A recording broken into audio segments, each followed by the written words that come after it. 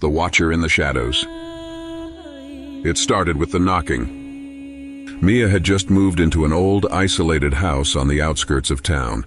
At first glance, it seemed like the perfect place for her to restart her life. The rent was suspiciously low, but she dismissed her doubts, attributing the bargain to the house's age and remote location.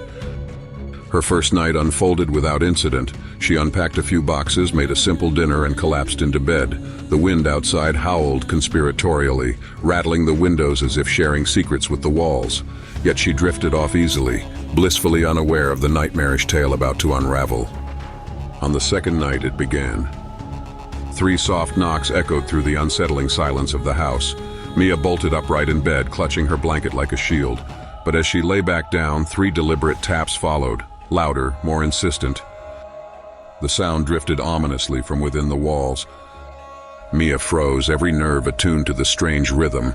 The knocking seemed to migrate, creeping along the wall as if a hidden presence was following a course only it knew. She attempted to rationalize, old pipes, creaking beams. Yet the noise was too purposeful, too unnervingly human. Morning came, bathing the room in fragile light and reassurance. She inspected the walls, finding them unremarkable, deceiving in their solidity.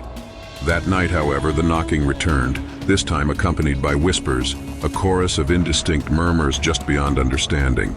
Pressing her ear against the cold surface, she strained to hear. "Let me in."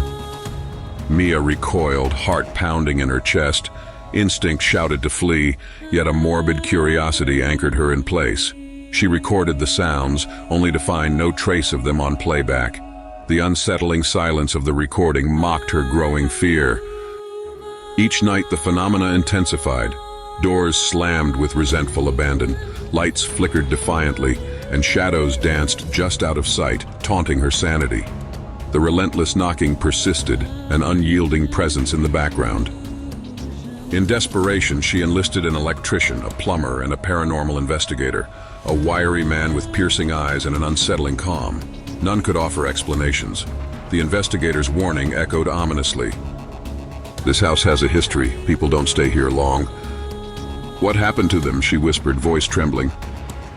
"They disappeared," he said simply, with chilling finality. That evening, determination eclipsed her fear. Armed with a flashlight and crowbar, she resolved to confront the terror stalking her.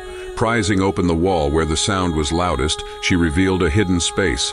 Inside lay a crumpled, yellowed piece of paper etched with the words, "Welcome home," in tremulous handwriting. Beneath it, an ancient dusty mirror gleamed.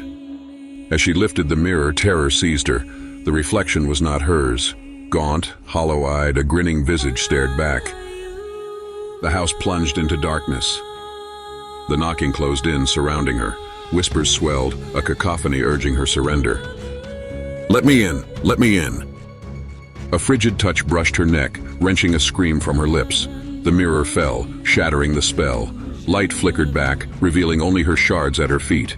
Yet, in each fragment, the grinning figure remained. That was Mia's final night.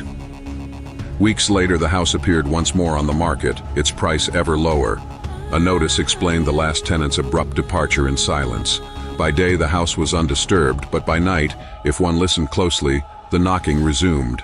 An eternal echo of what or who lingers still. Stay long enough and you may glimpse Mia's reflection, forever trapped, waiting within the mirror.